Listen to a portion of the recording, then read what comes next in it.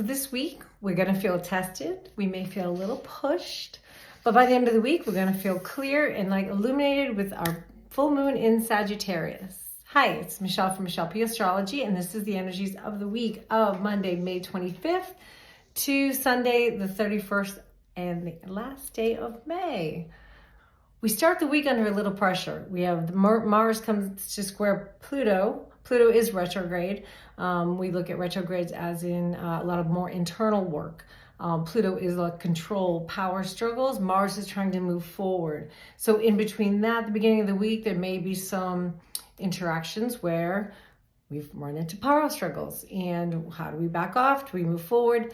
Not pushing and letting it just be and realizing something inside Pluto retrograde is trying to have us shift how we respond to challenging circumstances, because we're all going to be rebuilding soon. Then it clicks, moving into the week when the sun comes to trine Pluto.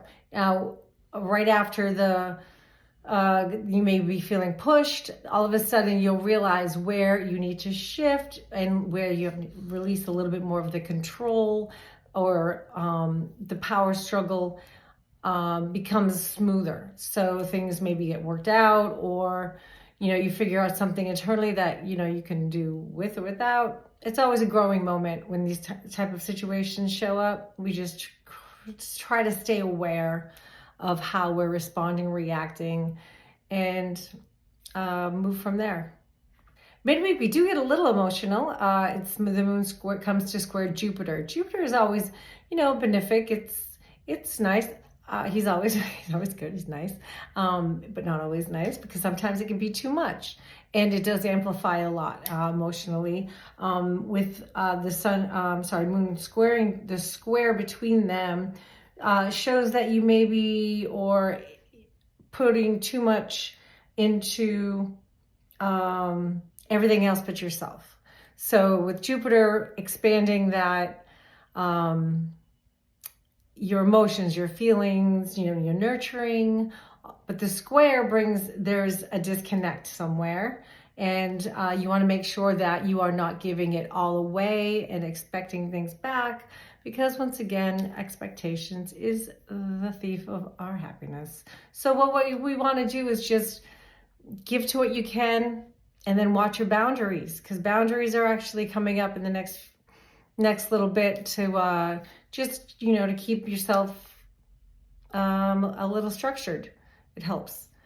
We get a little reality check with our relationships, what is working, what is not. And this isn't just love relationships, this is connections. Could be friends, it could be relationships, it could be lovers, but it is Venus squaring Saturn. So if there is something that is going to be worth going the distance, it'll be recognized, and the square requires work. So if it's worth it, and that's the question you'll be asking yourself, is it worth the work to go forward?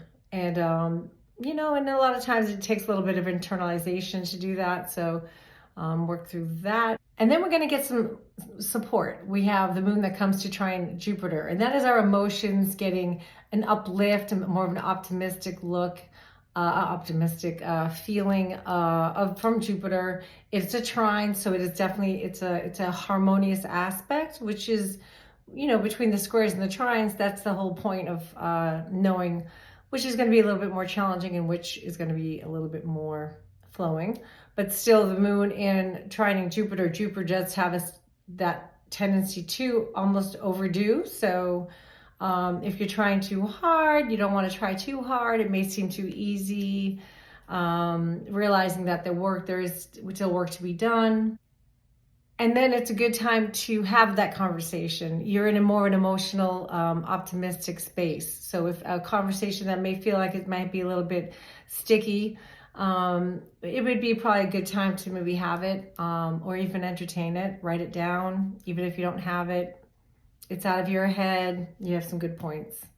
We do close the week with the full moon in Sagittarius being ruled by Jupiter. So Jupiter is the big picture. It is, our where we want to go, our optimism, our dreams, our wants, our wishes, our hopes. And it being the ruler of this full moon, it's really going to illuminate a lot of things that we will go forward with to the bigger picture, and things that we may not. So whatever's not aligned, let fall away. Things in ourselves that we are not aligned with anymore, it's a good time to let these go.